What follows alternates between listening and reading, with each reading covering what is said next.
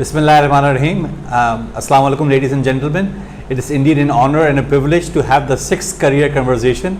This is an initiative I took during the COVID pandemic about which type of careers are very emerging, are futuristic, and I'm very honored to have a very distinguished guest this afternoon, Professor Abbas Husain. He's the Director of Teachers Development Center in Karachi.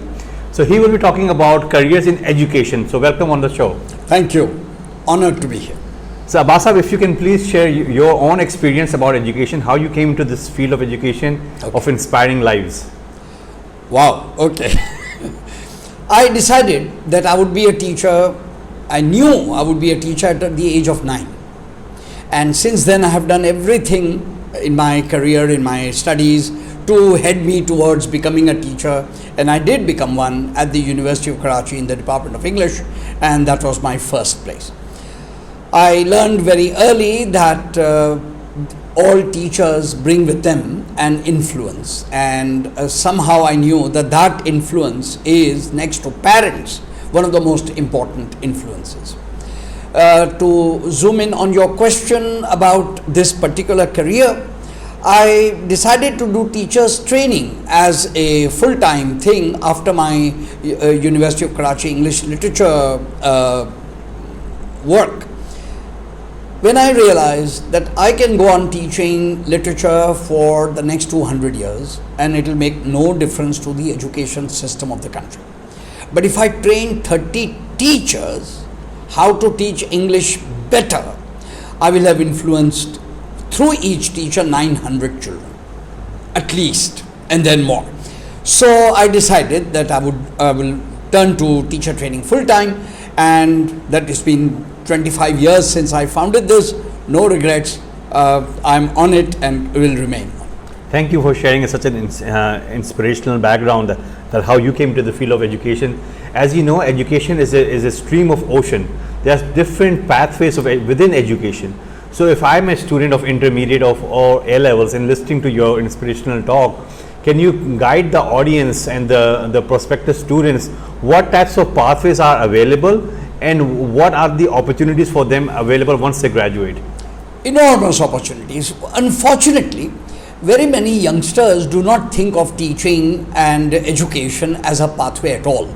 And I can understand why that is so, because very many children's experiences of learning, sadly, are not very inspiring.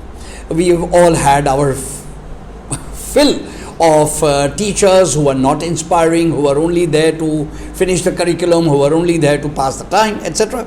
And those memories and some of the drudgery elements of education make many children kind of, switch off, and they say, I'm not going to spend several afternoons checking copies and all of that stuff, while no new things are emerging. So many youngsters have not considered education.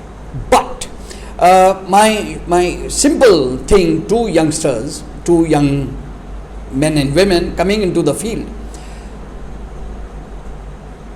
if you want to do a nation building task, if you really want to build a nation, your nation, any other nation, consider this: who amongst all the profession is the only one connected to the future, which is the children in your classroom? Only the teaching profession. Not the police, not the customs, not the the armed forces. None of them are in touch with the future. They are related to the present, they are related to, of course, but only the teaching profession looks at the children so that they can shape the way things are going to be.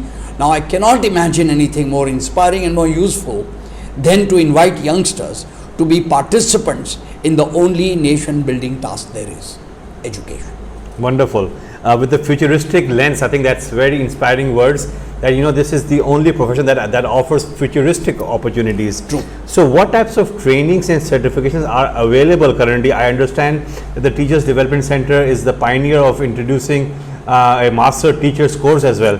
Can you enlighten the audience about that as well? Yes, marvelous. Thank you very much. Part of my work in teachers training, I recognize that a good many teachers need tools, techniques, ideas, strategies. in order to engage the children better.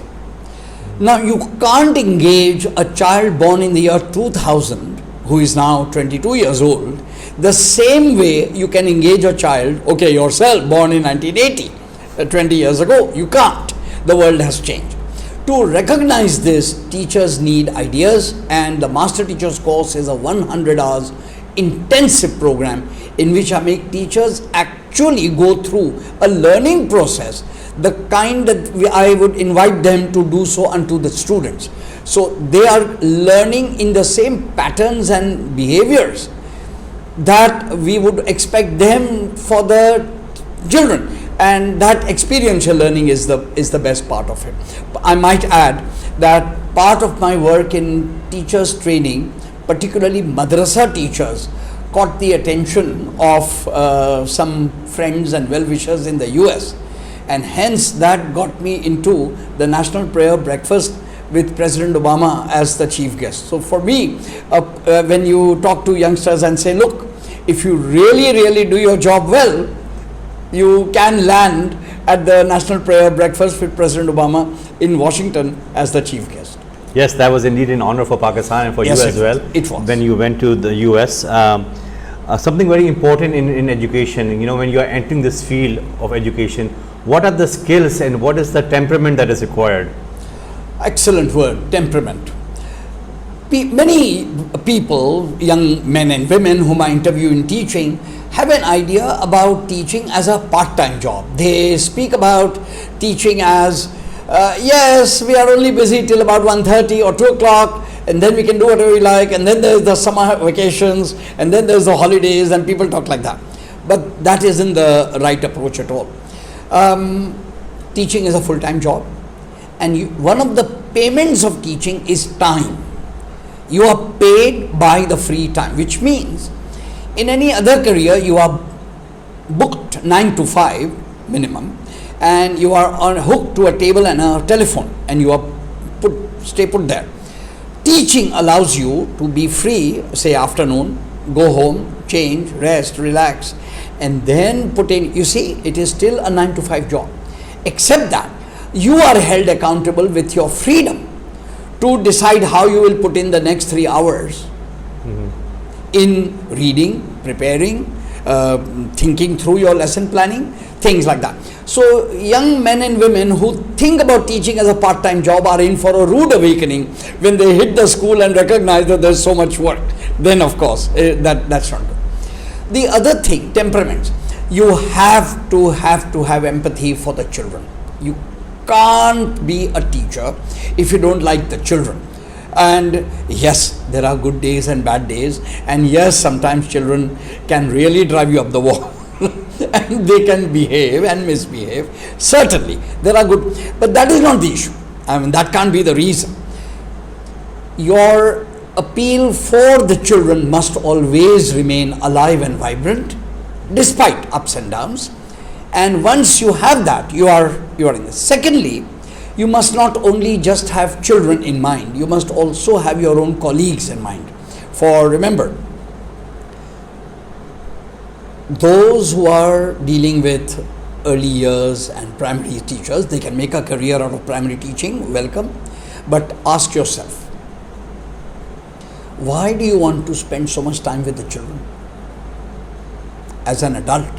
Why do you want to spend your most daylight hours in the company of very young children? Ask yourself. Herbert Cole asks this question in his book How to Teach, and it's a very disturbing question. Could it be that you are a failed adult? Could it be that your power, your delirious use of power only works upon young children because you can't deal with people of your own age and your own ilk because they will put you in your place in a second? So is it a kind of a power exercise? Be careful.